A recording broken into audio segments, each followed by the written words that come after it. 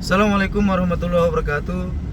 Hai guys, sahabat-sahabat Shockbreaker, subscriber. Kami sekarang berada di Bandung. Saya ditemani oleh Kang Ruli. Ini Kang Ruli. Jadi sahabat-sahabat sekalian, ketika kita mendengar kata Kota Bandung, maka akan terbesit di pikiran kita bahwa Kota Bandung ini adalah kota sejarah. Jadi banyak lagu yang bercerita tentang Kota Bandung. Mari Bung, rebut kembali. Itu dia sejarah tentang Kota Bandung. Jadi Bandung Lautan Api. Jadi banyak banyak tempat-tempat bersejarah di Kota Bandung ini. Artinya Kota Bandung ini adalah salah satu sejarah tempat perjuangan untuk merebut kemerdekaan bangsa Indonesia. Maka nanti kita di sini akan coba mengelilingi Kota Bandung. Kita juga akan mendatangi destinasi tempat wisata di Kota Bandung, dan semoga nantinya konten kita ini bisa memberikan informasi kepada sahabat-sahabat, kepada saudara-saudara, sehingga ketika nanti ada waktu, ada kesempatan berkunjung ke Kota Bandung, bisa mendatangi tempat-tempat yang akan kita datangi. Oke guys, ikuti kami selanjutnya. Oke sahabat-sahabat, kita sekarang sedang menuju Lembang, dan nantinya kita akan ke Tangkuban Perahu ya. Tangkuban Perahu, inilah situasi dan kondisi jalan menuju tempat wisata di Lembang, yaitu Tangkuban Perahu. Di sini banyak tempat wisata, ya Bang? Banyak ya.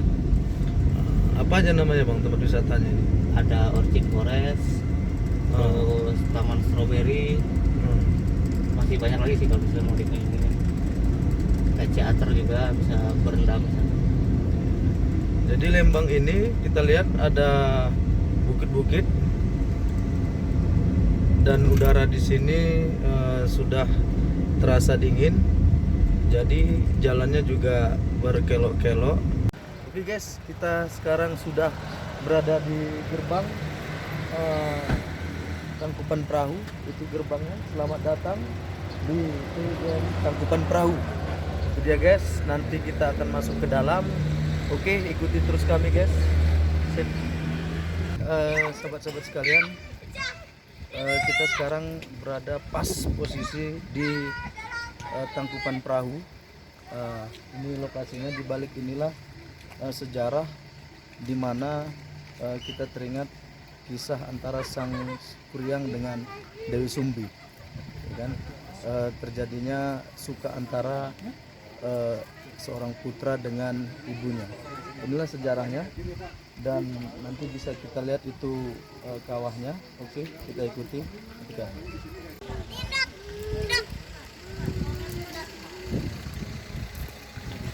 Ini dia sahabat-sahabat sekalian,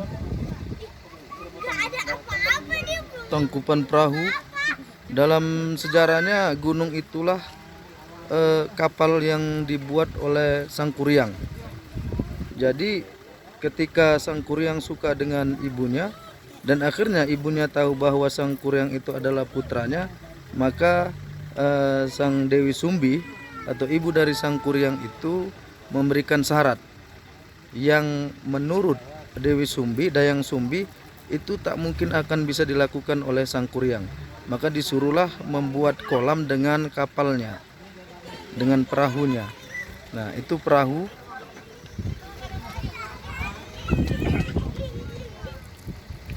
Dan inilah danau.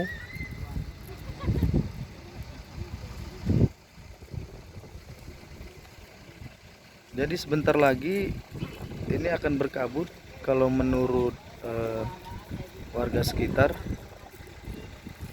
ketika sore hari.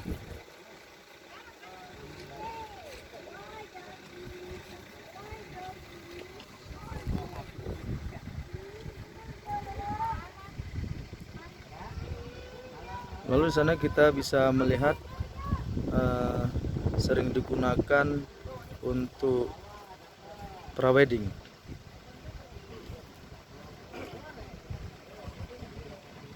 Foto-foto prawedding.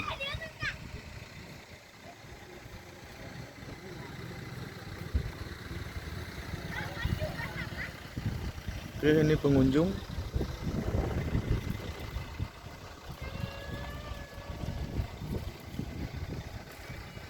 Oke sahabat-sahabat sekalian, kita terus akan turun.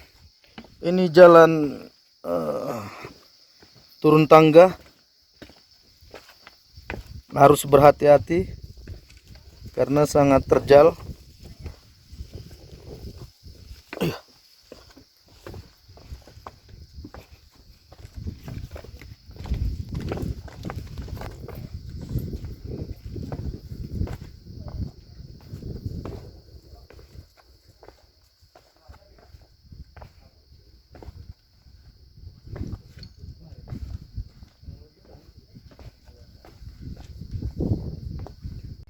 Hai sahabat-sahabat sekalian, aduh dingin kali di sini, udaranya sangat sejuk, dan kebetulan kita ini sudah hampir di dasar Gunung Tangkuban Perahu. Tapi kawah ini dikatakan dengan kawah Ratu. Nah, itu dia. Jadi ini bisa kita lihat sangat dekat.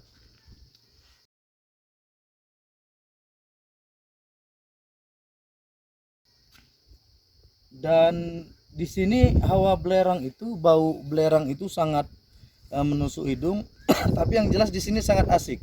Jadi bagi sahabat-sahabat sekalian yang bawa keluarga, silakan berkunjung kemari, menikmati suasana dingin dan menikmati kawah serta pemandangan dan panorama yang ada di sini. Oke guys. Oke guys, kita sekarang bersama Bapak yang sudah lama di sini, Pak. Insya Allah. Sudah berapa tahun, Pak? Ya kan lahir di bawah 6 kilo dari sini. Ah.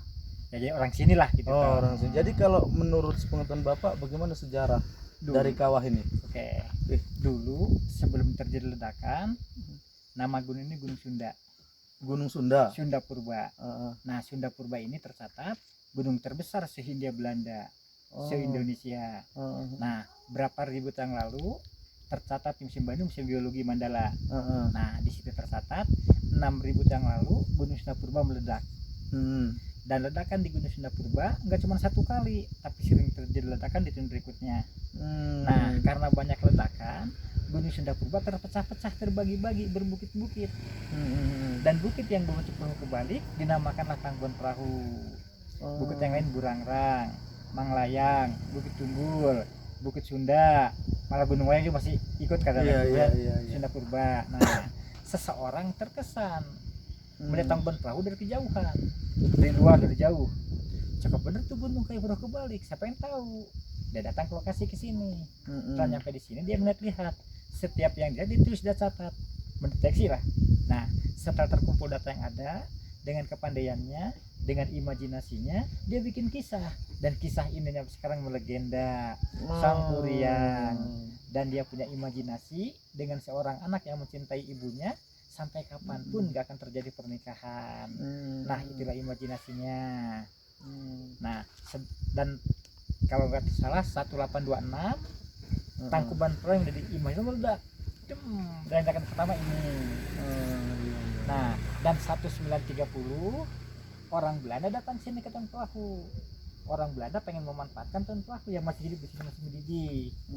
Nah, orang Belanda khawatir kalau terjadi lagi gempa. Oh, berarti sejarah yang Maka, dikatakan ini Sang Kuryang dengan ibunya itu hanya karena imajinasi. Hanya imajinasi. Oh, begitu. Ketertarikan dari ya orang luar tadi ya.